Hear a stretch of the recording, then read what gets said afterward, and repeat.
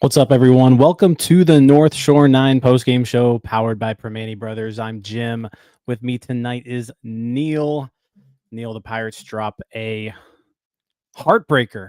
I mean, it was another frustrating loss. They get walked off in the 9th inning by Pete Alonso and the New York Mets. 4-3 loss. Neil, how is your Monday night going outside this game? Well, I was gonna say, can it really be a heartbreaker if you've lost all feeling? And I'm doing good. Besides this game, I'm doing good. Other sports around the world have been interesting, so at least I got that going.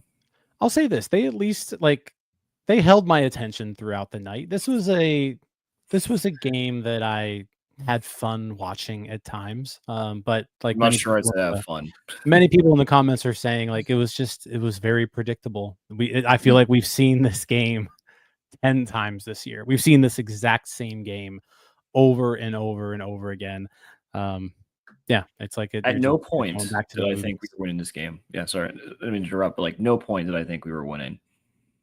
It was awful. It was. Yeah, no, you're right. Like, I mean, they were in it the entire way, but yeah, at no point did you really feel comfortable that you were going to win this game. I'm with you. So we'll get to all that. But before we do, let me tell you guys about Bet Online. It is the world's most trusted betting platform and your number one source for all your sports betting action. Baseball season is in full swing, and we're into the NBA and NHL playoffs, and Bet Online has more ways to stay in on the action with the latest odds, news, and scores, even live in-game betting while the games are being played. With the largest selection of odds on everything from MLB, NBA, NHL, and UFC, BetOnline remains the best online source for all your sports wagering info. And in between games, head over to the BetOnline casino with all the top Vegas-style games, including poker and live casino. BetOnline, the game starts here. Where do you want to start with this one, Neil? I think we got a few ways to go. I want to lead off talking about Paul Skenes. That's fine by me. That's fine. He it wasn't his most dominant start, but you know, like the command was a little off. He walked more people than you'd probably like him to. But at the end of the day, 6 innings, 6 hits, 1 run, 3 walks, 6 strikeouts. He lowers his ERA to 2.63 on the year. He just keeps doing everything possible to like get this team a win. And after today's game, the Pirates are now 3-6. And Paul Skenes starts, which is incredible. He has a 2.63 earned run average. We're 3-6 in his starts. Mm-hmm. Yeah, no, I mean, the sky is falling with Paul Skenes, and he's a 2.63 ERA. Like he is so good. Yeah, I mean, he got in some trouble early. I thought he really settled down later on. Like I wasn't really worried about him. Like later on, like after the Nimmo and McNeil doubles, I felt like he really settled in and was pretty dominant. But like, you can't ask more from him. You really can't. Like, yeah. 6. He probably even could have started the 7th inning. And I'm sure we'll get to it. But like, it's exactly what you need from an ace against a really good Mets team on the road. You shut down a really good lineup. He battled. Again, I always say this, but one of my favorite things that I really like about him is how like runners on base doesn't faze him. He is a mentality monster. And so, yeah, I mean, like, was his best start? No. Did he allow 9 base runners? Yeah, but like he got the job done, and he is still an ace. So I have no qualms. And not only does the runners on base part not faze him, but also like who's at the plate. Like he was pitching against some pretty damn good hitters in big spots throughout this entire game.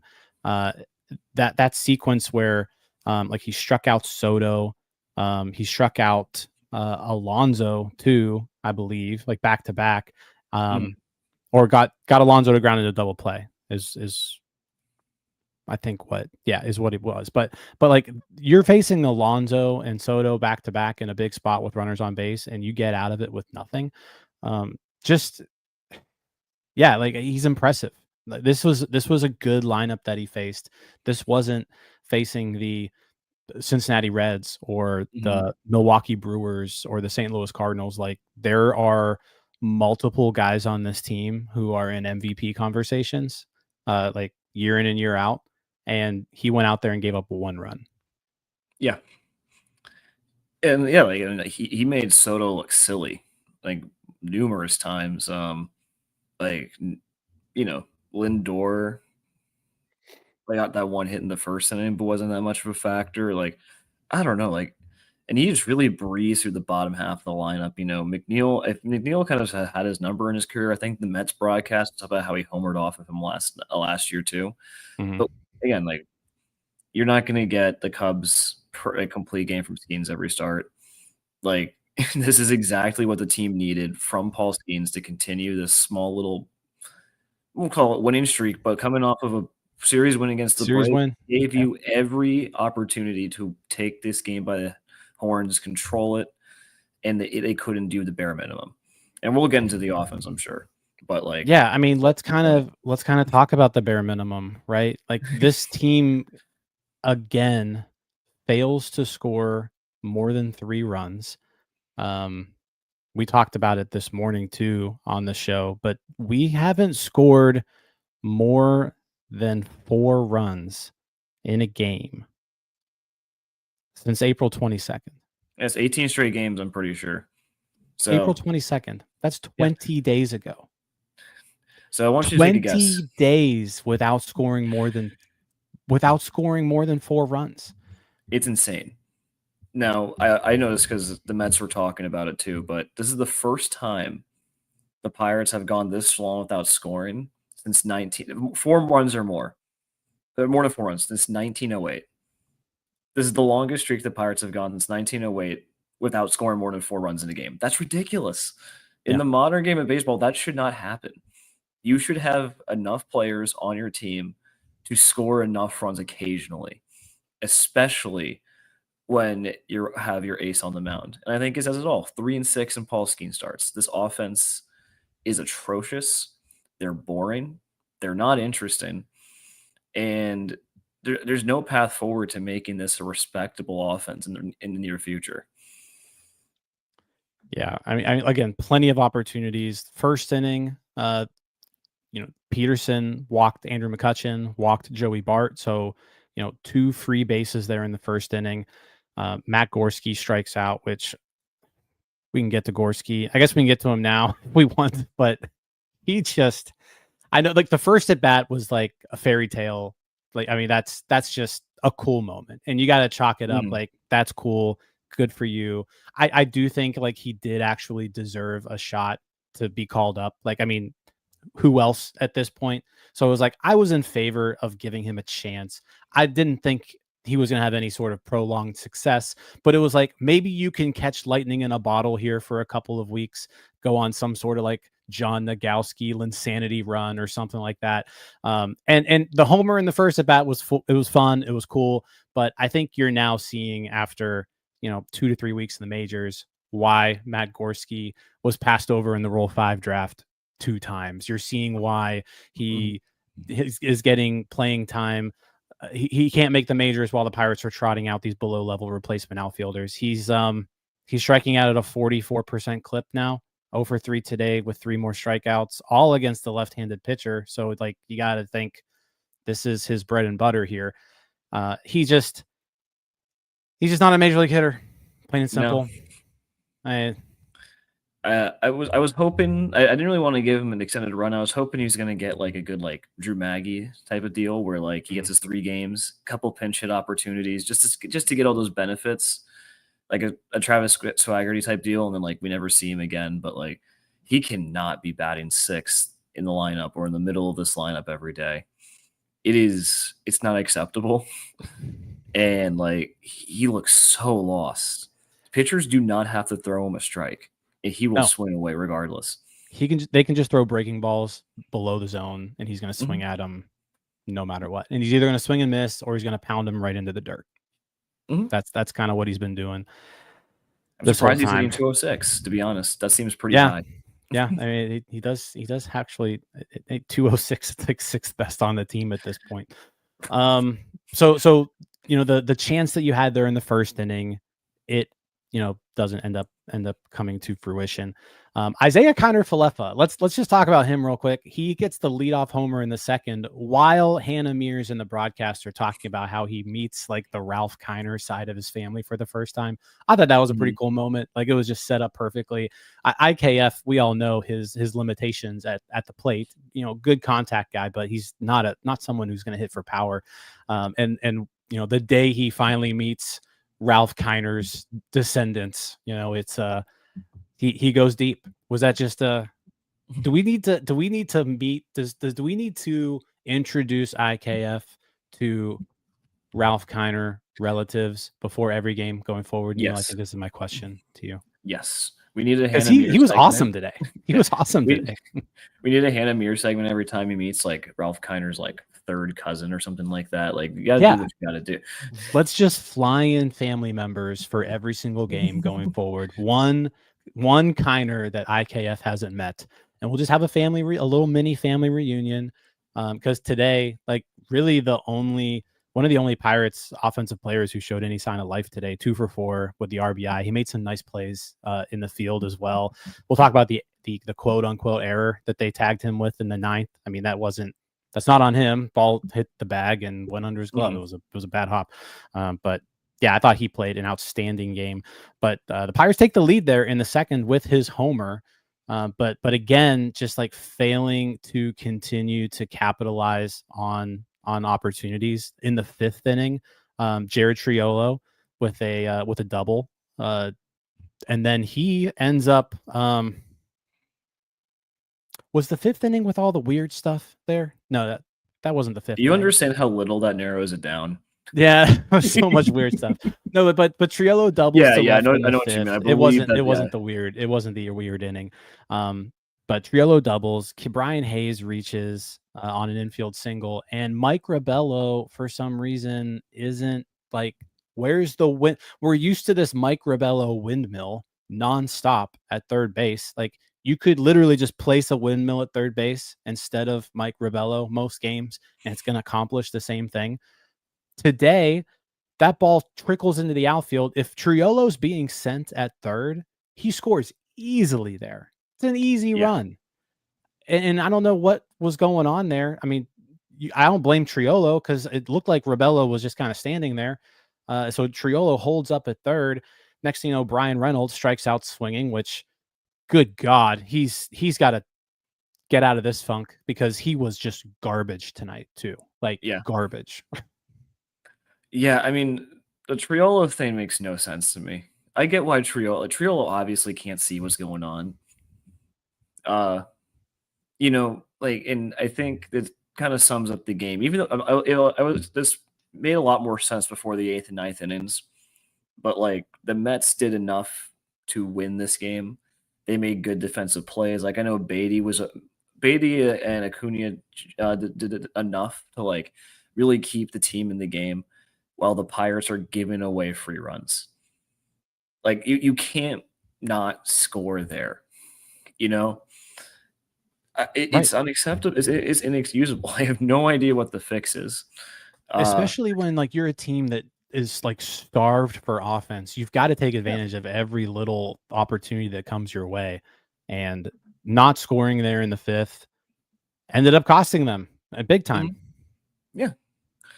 No, it's like, again, like, they probably win the game if they score that run in the fifth. Like, it's really those small margins. And when it comes down to it, like, it really, that's kind of like the story of this offense. Like, not only is it bad, but it can't catch itself a break, where Joey Bart basically gets a home run robbed for him. Maybe that doesn't go over the fence, but that's still extra base hits because Nimmo makes a great play. And then we also do stuff like this where, you know, Hayes almost gets thrown out in the ninth. Triolo doesn't go home because of a coaching error. Like, it's just not good baseball. It's not. It's not good baseball at all.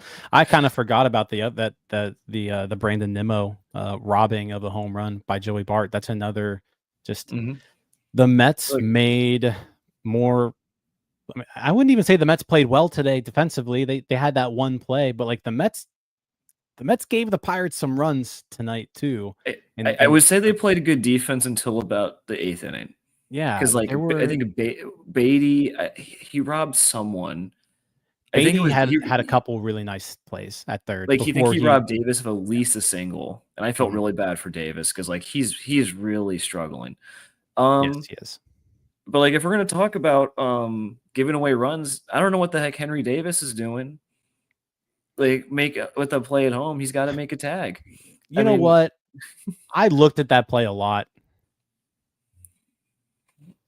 You can't block the plate anymore. If he's closer to the plate, is it maybe a harder hop to handle? I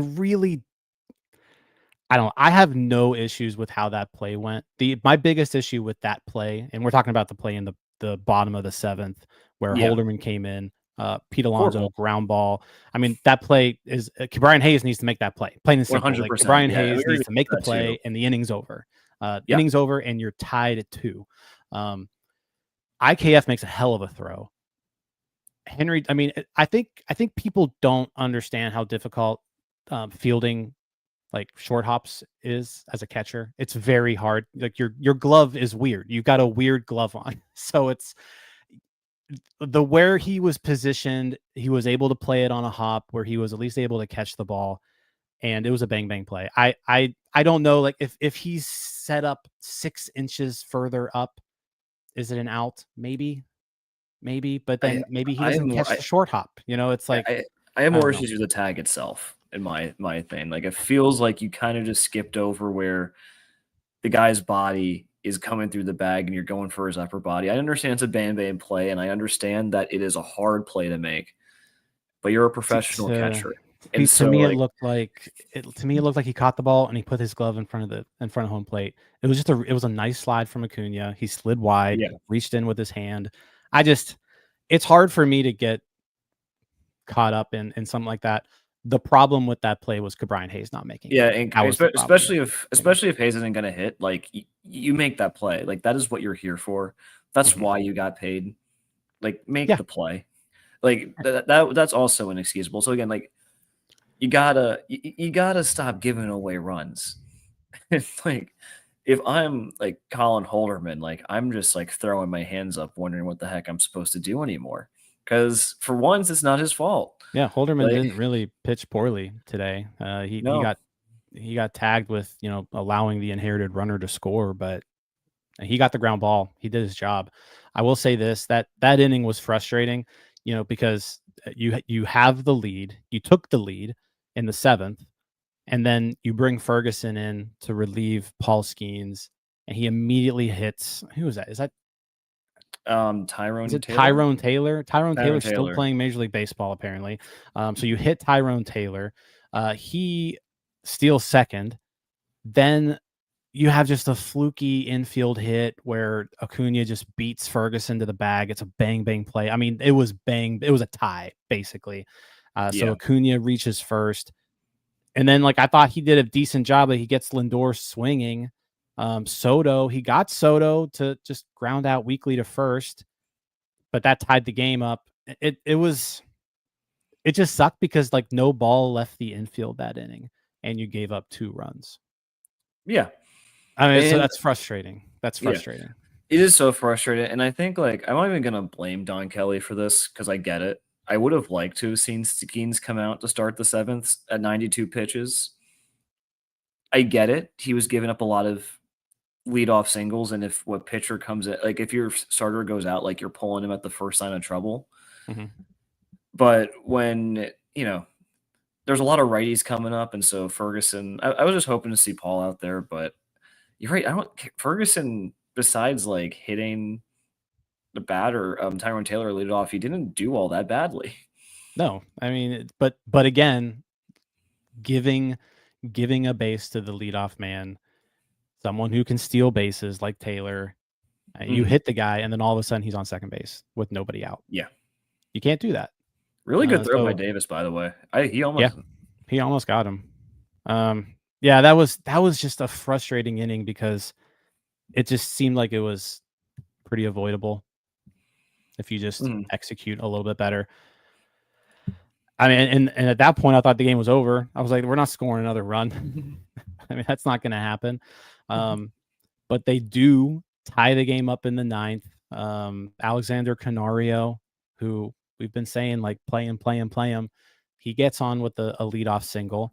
G1 Bay runs for him. Triolo then hits the most tailor-made double play you'll ever see, a one-hopper that just like directly to Lindor's glove. Lindor misses it. So like, this is what I'm talking about. Like, the Mets gave you some opportunities here. And the ninth inning was a huge opportunity. So now you've got first and second, nobody out, instead of what would have been, a double play to just clear the bases. Henry Davis sacrificed bunt, and he lays down a perfectly executed sacrifice bunt, Neil. But I want your thoughts on this. It's something that I've noticed with Don Kelly here. And I mean, if we're looking at Don Kelly like trends, he's bunting a lot more than Derek Shelton was. Bunts here in the ninth, first and second, down by 1. Your thoughts? With the person who is up at bat, I think it's a perfectly fine move. Because I'm sorry, like, do you really trust this team to get a runner home from second? At the very least, if a runner's on third, you can get, the craziness that was happening in the infield. You can get a sac fly. Like, I have no problem with it because I don't think this offense is doing anything else anyway. And so, no, that was a fine move. I didn't really have a problem when Shelton was telling people to bunt either because I got it. Like, you're trying to manufacture runs somehow. And that was, it worked. I think that was a good way of trying, when Davis is hitting what, like 140 something, I think I'm making that up, but like, I'm just glad he put the bunt down correctly, to be quite honest. I mean, it was a perfectly executed bunt. I'll give him that. Yeah. Perfectly executed bunt. I do want to say a couple things here. So Henry Davis is up first and second, nobody out. Your percentage chance of scoring 1 run or more in that situation in Major League Baseball is 61%. When you successfully execute the bunt, your percentage goes up to 68%. So the Pirates' chances of scoring 1 run went up by 6%, 7% there when that happens. Now, your odds of scoring more than 1 run go down when you do that. But if you're looking for 1 run, it does say that that's the right move. I've never been someone to like giving up an out when you only have 3 left and you're losing, which is fair. But I also understand your argument with Henry Davis is batting 118. He's basically a pitcher up there at this point. Yeah. So I guess I can see it. If you are very confident he's going to lay down the sacrifice bunt, you do it. I guess that's my other thing too. I'm not very confident that these guys can execute sacrifice bunts. It was done perfectly in this situation, but a lot of times those sacrifice bunts aren't, and they're popped up, and then you just wasted it, right? Over the weekend, we didn't lay down a bunt, right? Like, we failed to do it. Yeah. Yeah. No, that makes sense. I'm typically not a fan of it because you're giving away 33% of your remaining outs in the game. And who knows how that inning goes. Otherwise, I don't know. I don't know if the Pirates even score 1 run, to be honest with you. I mean, probably not. Yeah. With the way it unfolded. I would be more critical of it if this was not the current offense that we were talking about, the team that can't score more than 4 runs, I'm with you. I think in this offensive environment that the Pirates have created for themselves, you almost have to look at things a little bit differently because what are the odds that they're going to get a hit? Your best chance of scoring is what happened, moving them to third and then hoping that the third baseman messes up on a contact play, Neil. People were all up in arms about the contact play 2 days ago, If the contact play isn't on tonight, the game's over. 3-2 loss there in the 9th inning. Yeah. Again, the Mets that's the scary thing, is that we scored 3 runs tonight, and 2 of them are just gifts from the Mets. Yep. That's the real scary thing, is like a lot of these balls didn't leave the infield, kind of like how like the runs that we gave up to the Mets late in the game. And so that's not the most inspiring. And you really got to close those opportunities out when you have them, because it was a smart heads up baseball play with running on contact. I didn't really have an issue of Davis running on contact. I didn't get to catch the game though. But I saw a lot of people were losing their minds about it. Like we've been talking about how like this team needs to be aggressive on the base pass and need to steal runs, and that's how you do it. Yep. And then you really have to go out and win that game after that. And we didn't win the game because Bryan Reynolds. Talk about him. We keep talking about Bryan Reynolds. I mean, runners on first and third, 1 out. You're tied in the 9th, and he grounds into a double play. Innings over, threat squashed. Bryan Reynolds has just been. There's no other word to describe it other than just flat out pitiful. He has been pathetic. He was 0 for 5 today. He does knock in a run with the fielder's choice because he would have grounded into another double play, but he at least has a little bit of speed to him, so he was able to run it out. But he was 0 for 3 today with runners in scoring position. He's just a left on base machine at this point. And I thought he was starting to snap out of it when he had that 3-game stretch a couple weeks ago, but it just keeps getting worse and worse and worse. He looks lost up there at the plate. He's striking out entirely too much. He's striking out at a clip that we've never seen before. 28.5% strikeout rate. It's never been anywhere near that number for his career. He now has a 61 weighted runs created plus, which is worse than that 2020 season when he was just a terrible baseball player as well. And just to kind of talk about men in scoring position, 64 weighted runs created plus, he's hitting 194 with runners in scoring position. That was today. That was before today, going 0 for 3. He's lost. He's completely lost up there, and I don't know what to do. It's gotten to the point where honestly, you kind of need to Colin Holderman him. I think. I think you need one of those phantom IL stints at this rate, because clearly, whatever he's doing isn't working. He really looks like he just needs a break, some sort of reset. He didn't strike out that much today, but honestly, I think this is one of the worst games I've ever seen him at the plate.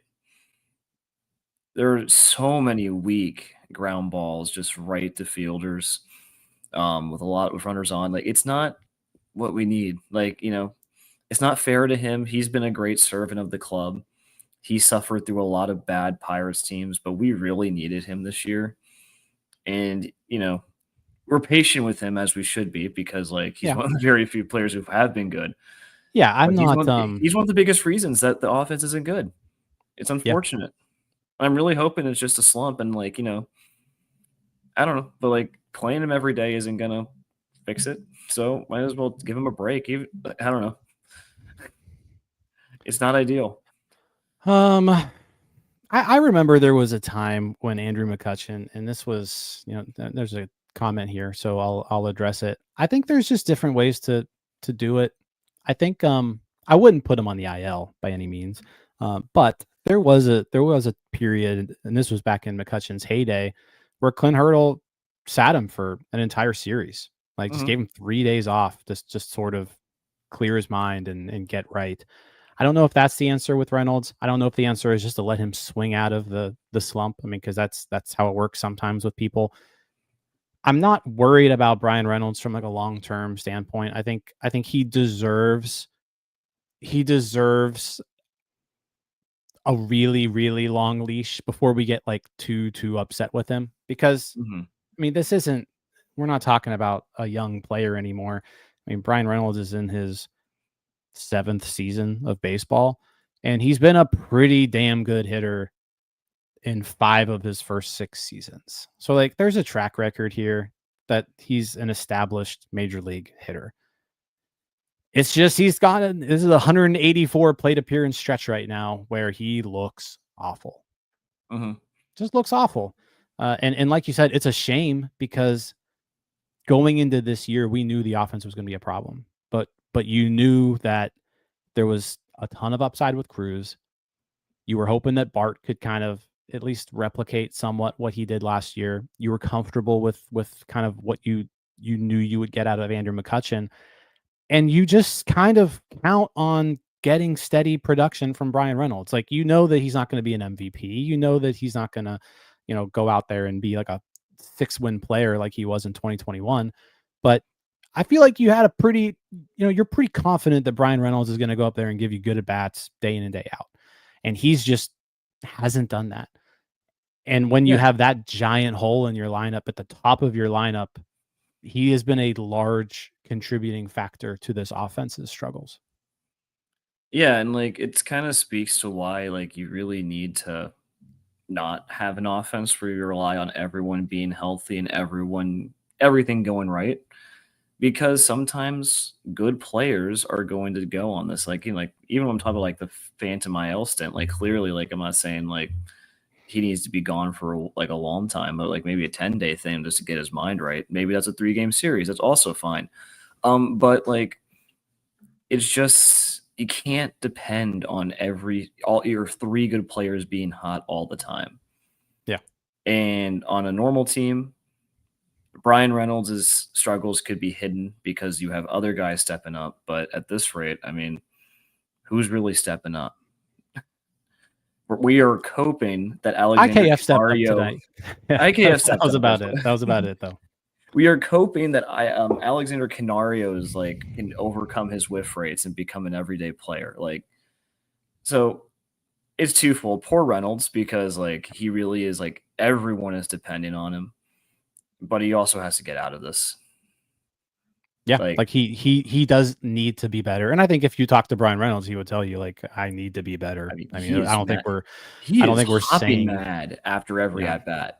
Like I don't think we're saying anything new here. I think he knows that he needs to be significantly better than he's been. It's just a shame because if he was just having a regular Bryan Reynolds season right now, we probably would have scored more than 4 runs in the last 20 days. Probably wouldn't be dead last in runs in baseball. Wouldn't be dead. Yeah. It's making a large, I know he's just one guy, but it is a big impact when he's sitting right there in your 2-hole and he's relied upon to be a big part of your offense. Yeah, anything else to talk about? We're 33 minutes in here. I feel like a lot happened today. Like it was an action-packed game.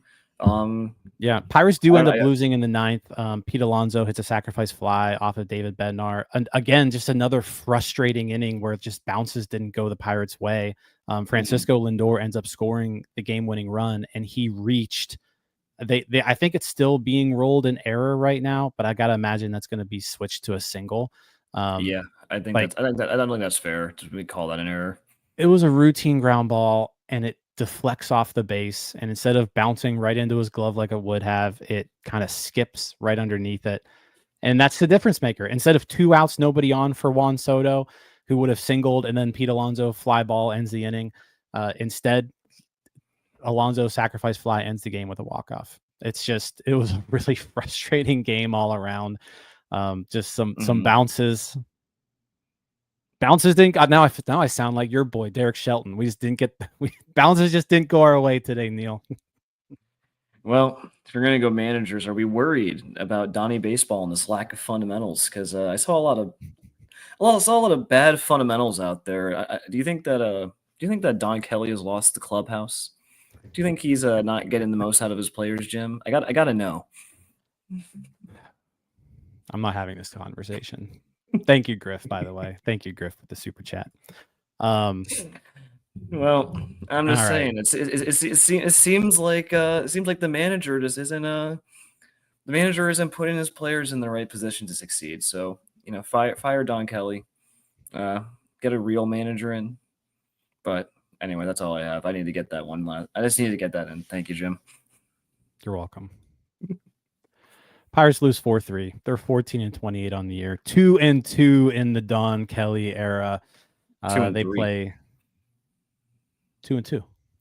No, he lost the game. Shelton took off to go see his son's graduation. That doesn't count. Sure That's does. a Shelton loss. 2-2 in the Don Kelly era. Tomorrow, Mitch Keller versus Kodai Senga. Senga's been just red hot all year long. So, hey, maybe the bats will wake up against a guy with a 1.16 ERA. Who knows? Can't wait to watch. 7:10 game. We'll be back with another post game show there. Hopefully, it's a win. We can give out some more sandwiches. I know Don Kelly. He loves feeding you guys. So that's the difference. Don Kelly, man of the people, wants to give out sandwiches. Derek Shelton was very anti-sandwich. So we're here to try to feed you all. All right, guys. I appreciate all of you in the chat. You guys were great. Let's go Bucks. Let's win tomorrow. Please win tomorrow. See you guys. All right, that wraps up this episode of North Shore 9. Thanks so much for tuning in. Whether you're listening on the podcast or catching us on YouTube, if you enjoyed the show, please give this video a thumbs up and don't forget to hit that subscribe button if you haven't already. It really helps us grow. And if you're listening on the podcast, a quick review goes a long way in helping others find the show. Plus, be sure to tell a friend about us. There's always room for more here in the NS9 community. And for those looking to support us a little more, consider joining our Patreon, become an MVP member, and get exclusive perks while helping us continue to bring you more of the Pirates content you love. Thanks again for all your support, and let's go Bucks.